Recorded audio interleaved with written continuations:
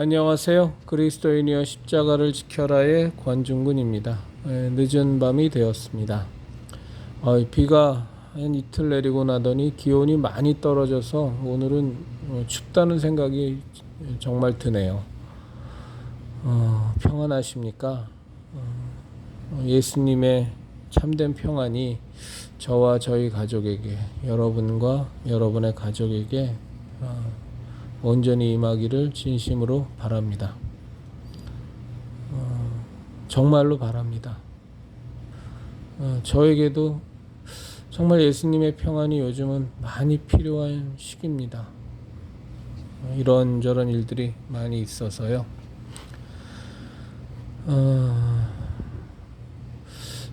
저에게 하나의 좀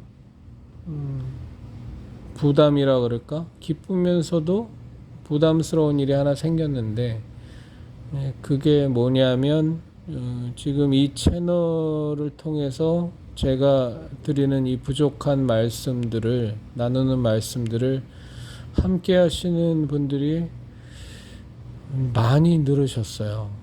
이제는 90분이 넘으셨습니다. 그래서 한편으로는 감사하고요. 왜냐하면 저희 목적은 하나니까는요. 예수님이 핏값으로 세우신 교회, 그 은혜의 십자가, 진리의 십자가, 생명의 십자가를 우리 그리스도인들이 지켜야 하니까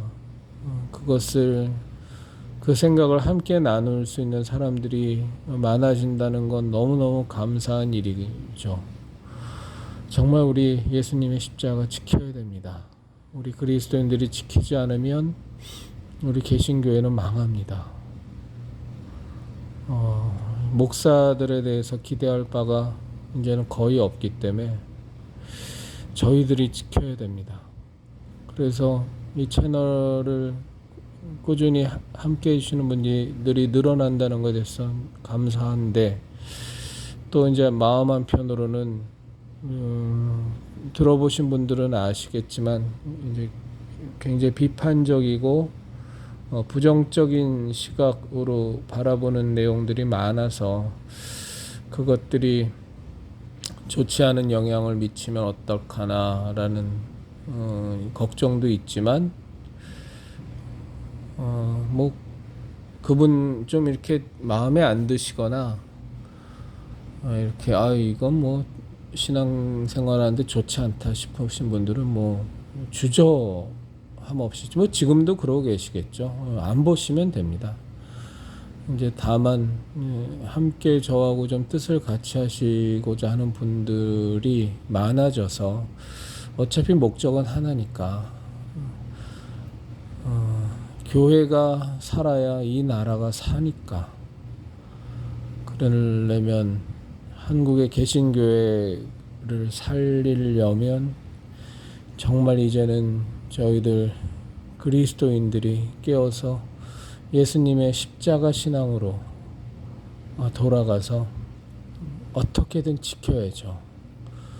예수님의 생명의 십자가, 진리의 십자가를 지켜야 됩니다. 이젠 지키지 않으면 무너지는 세태가 되어버려서 오늘 문득 그런 생각이 들었어요. 지금 지키는 건가 아니면 다시 살리는 건가, 어느 쪽이 맞나라는 생각이 전 좀 들었는데, 왜 지키는 거는 이제 죽기 전이잖아요.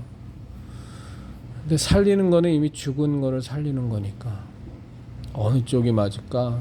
근데 오늘은 이미 다 죽었는데 어떻게든 우리 다시 살리려고 하는 거 아닌가, 그 생각이 들어서 또 마음 한편이 좀 많이 불편했습니다. 뭐 이 늦은 시각에 이렇게 찍는 거는 뭐 이런저런 제가 글로 정서해서 한 내용이 아니라 그냥 제 부족한 생각을 이렇게 약간은 자유롭게 이렇게 편안하게 나누는 시간으로 가질까 하거든요. 그래서 오늘은 간증과 관련된 내용을 좀 간단히 좀 말씀 나누려고 합니다. 그러니까 교회에서들 보면 간증 집회 많이 하죠.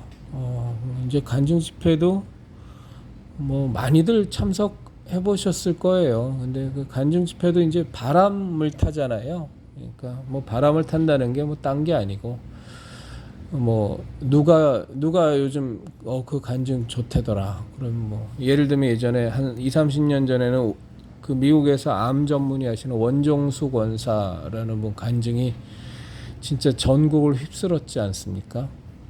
뭐 그러다가 또 한때는 그 미국의 그 무역센터 월드 트레이드 센터의 부회장인가 뭐 하던 이희돈 장로였나 제가 이름이 조금 헷갈리는데 또 그분 간증이 또 뭐 완전히 또 휩쓸었고 또 어떤 때는 또 누구죠? 뭐 박수웅 장로 같은 분이 또 완전히 또 바람머리 확 한 적 있고 또 그 어떤 때는 뭐 이성미 개그맨 이성미 씨라든가 뭐 송채원 씨 같은 배우 이런 연예인들이 뭐 또 완전히 그냥 간증 집회 또 막 휩쓸고 다닐 때 있었고 그렇게 해서 이제 간증도 왜 그때 유명한 사람들을 우리 그냥 막 정신없이 전국 어디 모든 교회가 막 어떻게든 초빙해서 이제 간증 집회 하려고들 노력하지 않습니까?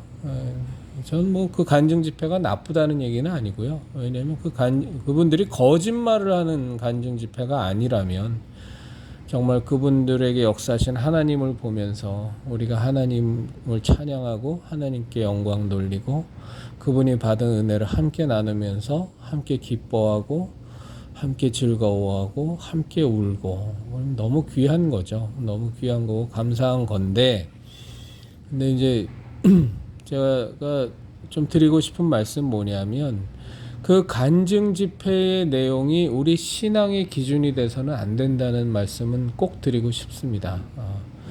우리의 신앙의 기준은 하나밖에 없습니다. 성경. 그것도 외경이 아닌 정경만 66권의 정경이 우리 신앙의 기준입니다. 간증 집회는 그냥 참고사항입니다. 어떤 참고사항이냐 하면 저분에게는 하나님이 저렇게 역사하셨구나.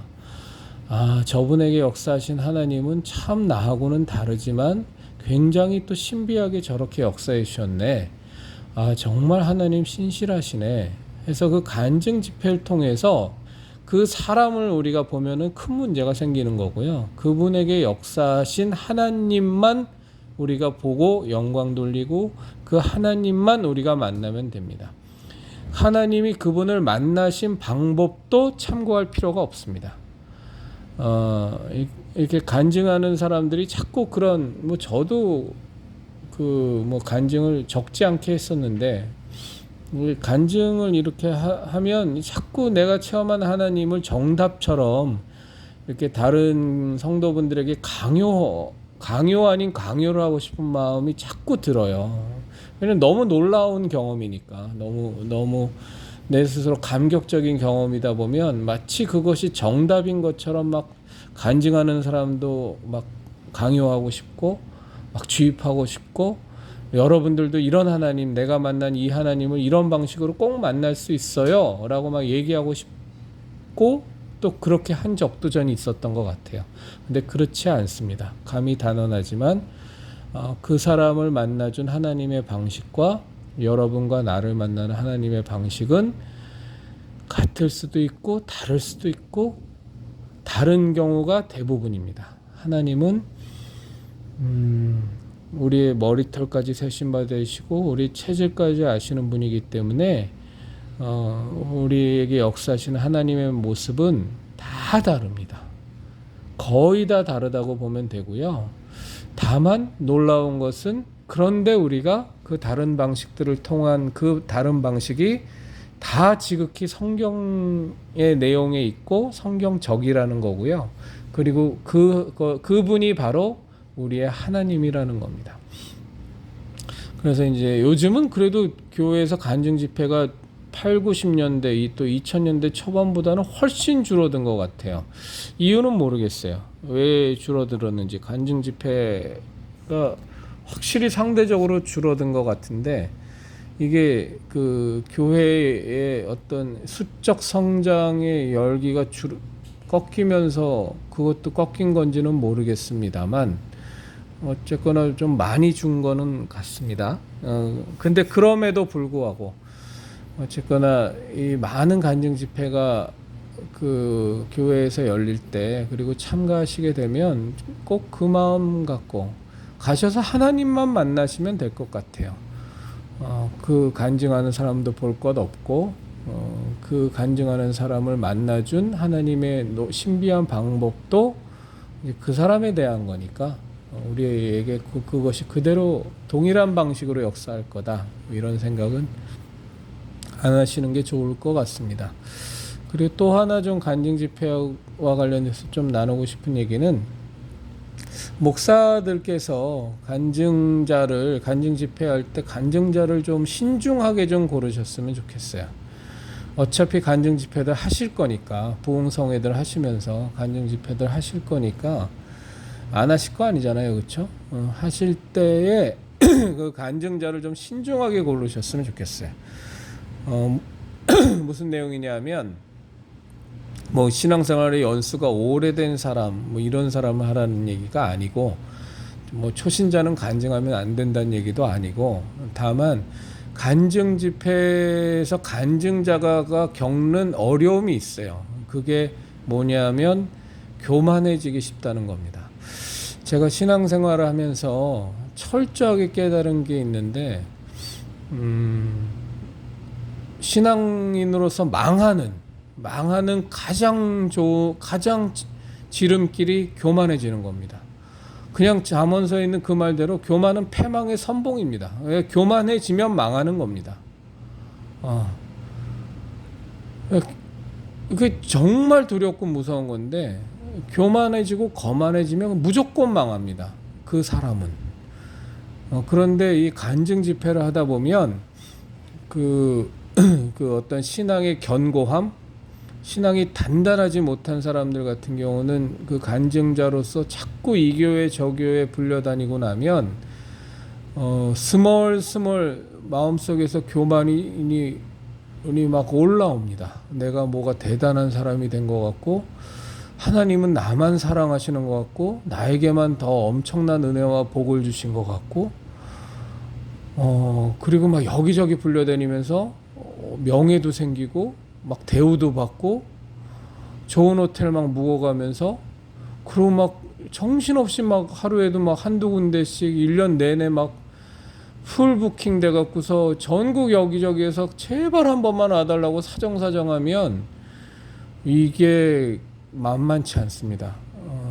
이게 철저하게 예수님 안에서 거듭나고 부서지고 온전히 정말로 그리스도인으로 거듭난 철저하게 부서져인 경험이 없는 사람들이 자꾸 그런 간증 집회에 불려다니게 되면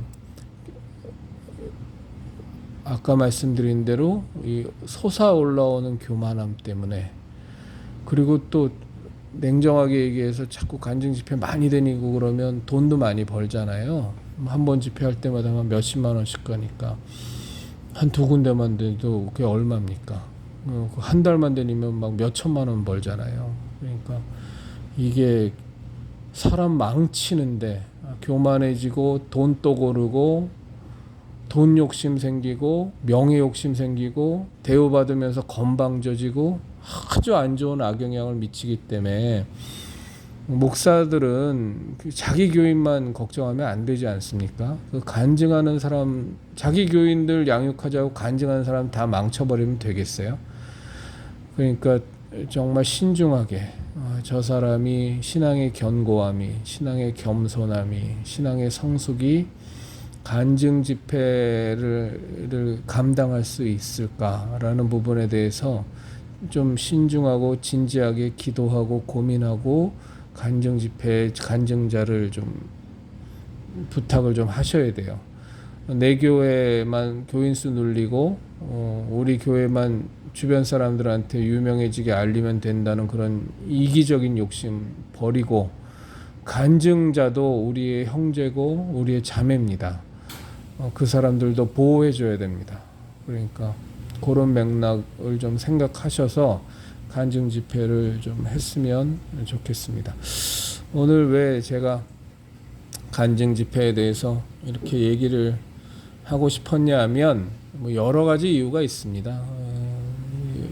근데 제가 이름은 말씀 안 드리겠습니다. 이렇게 너무나 놀랍게 하나님의 인도함 받았다가 진짜 정신없이 간증 집회 다니다가 요즘 들어서 그 사람 이렇게 떠드는 내용 들어보면 너무 가슴 아프게 다 망가져 버려서 아주 얼굴에 교만이 가득 들어있고 참 하나님이 큰 은혜 베풀어 주셔서 쉽지 않게 정말 거듭났는데 이 교회 저 교회 정신없이 불려댕기다가 완전히 다 망가졌구나라는 사람이 요즘 있어요. 근데 계속 이렇게 눈에 밟히고 마음이 불편해서 오늘 좀 그 내용을 드려봤습니다. 그리스도인 여러분, 우리 예수님이 이 땅에 세우신 교회, 음부의 권세가 감히 이길 수 없는